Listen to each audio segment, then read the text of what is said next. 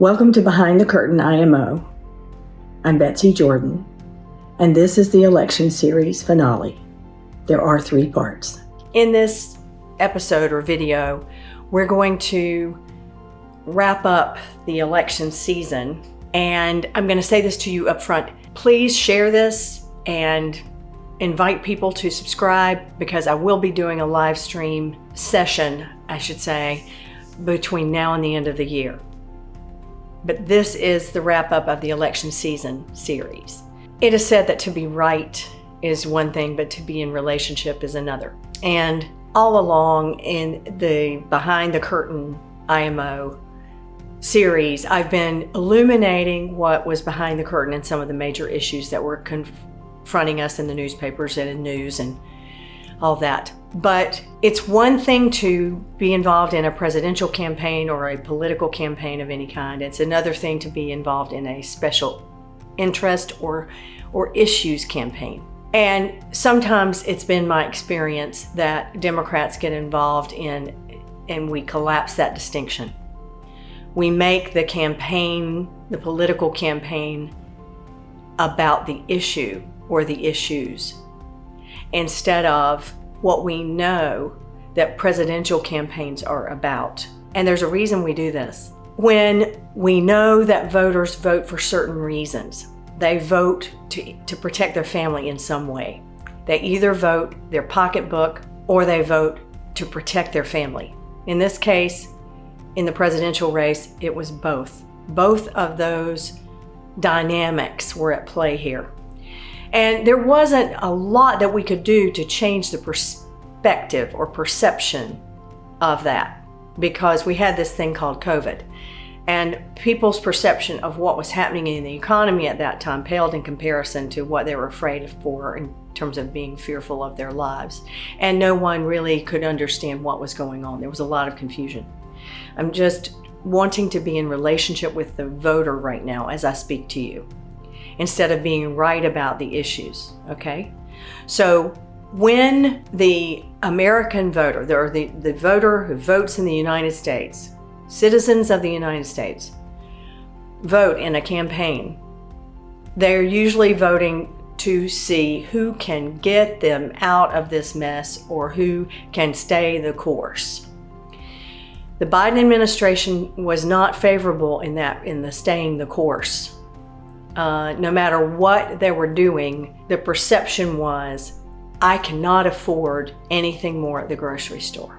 So no matter what you hear the pundits saying about race or gender or class, it really truly is not rocket science. The question really boiled down to, can I afford to feed my family? If I can, and I believe that this administration can continue and stay the course so that I can continue to feed my family and keep my family safe, then great.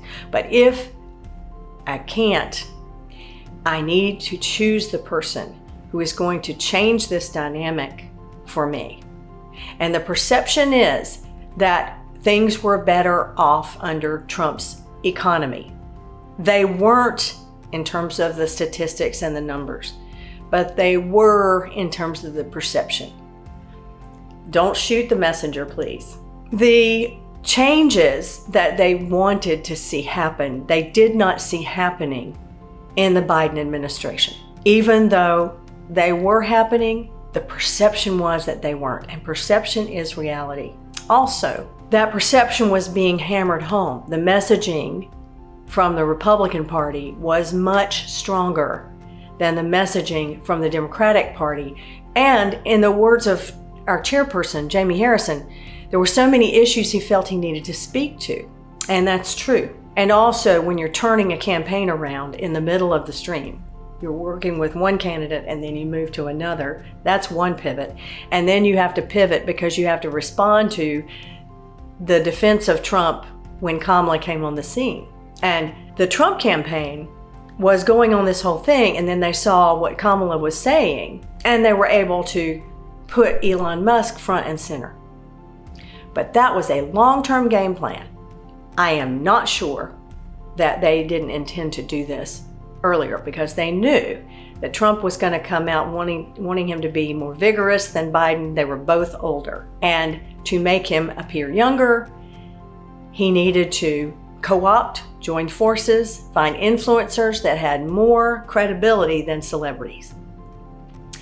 The Democrats stuck with their tried and true in this case. So while we were trying to share that this was a new day, Kamala is in fact a new vision for our future. The Republicans were saying, yeah, well, we have a new day too, and it's going to help your family and your pocketbook. Doesn't mean that people who were espousing, and I'm included in this, reproductive freedom and women's rights, and the fact that Project 2025 is the way they intend to govern, that doesn't make us wrong. In fact, we're going to see that we're not going to be comfortable with the fact that we're right about that. And neither are people who voted for Trump in this election going to be happy that we're right about that. But people do not vote on the issues. They vote on how they're going to feed and protect their families. And Trump did a better job of communicating that he's the guy to do that job. This is all in my opinion. And I know you're going to get lots of stats that say divided this way on college education, divided this way on gender, divided this way on race, divided this way on, who bought Fruit Loops at the grocery store. You're going to see a lot of that. Why? Well, because we want to make it more complicated. Intelligent people tend to do that with their lives, with issues, with whatever. We want to make it more complicated. We knew that people were going to vote their pocketbooks. We knew that early on.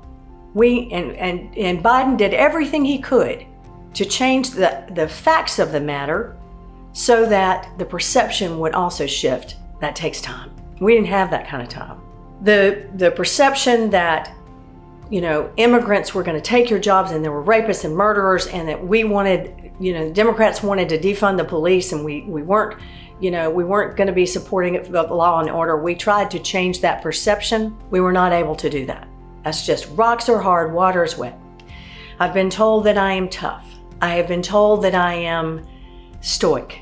I've been involved in campaigning and politics for 40 years. And so I've seen it come and go. It's not that I don't react emotionally. I do. I've also been trained in experiencing my experience fully and then shifting, because I don't get anywhere by railing against the machine or railing against the results or railing against what I cannot change. This is going to be a much longer video, much longer episode, because there's a lot to cover.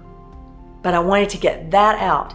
I want this to be about being in relationship with the voter, understanding what happened behind the curtain, and then a forward-thinking perspective on what's next behind the curtain. In fact, what I'm going to say to you next is about Elon Musk.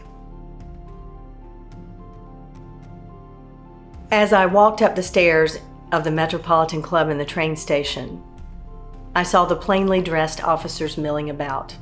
I saw the dogs and the officers wearing yellow vests and badges as they checked out the lockers on the main floor. My heart skipped a beat, as one's heart will do when confronted with what seems like a dangerous situation, right? Within minutes, I realized what was happening. The former leader of the free world, the Honorable Bill Clinton, was sitting in a booth reading a periodical. What happened next is that I sat down in that booth and was able to have a conversation with President Bill Clinton about my concerns that Elon Musk was buying Twitter. He mentioned something called false equivalency. His experience with the media during Hillary's run for president was, and I paraphrase, that major newspapers, the New York Times, the Washington Post, were reporting something negative about one candidate, therefore feeling like they needed to report something negative about the other candidate, whether or not those equivalencies were correct or real. It reminded me that I'd had a similar thought. Somehow fairness gets logged into a pseudo-objectivism, so that what becomes ethical or moral or right becomes so watered down because we want to either sell something, befriend someone, not offend, not lose, not be wrong.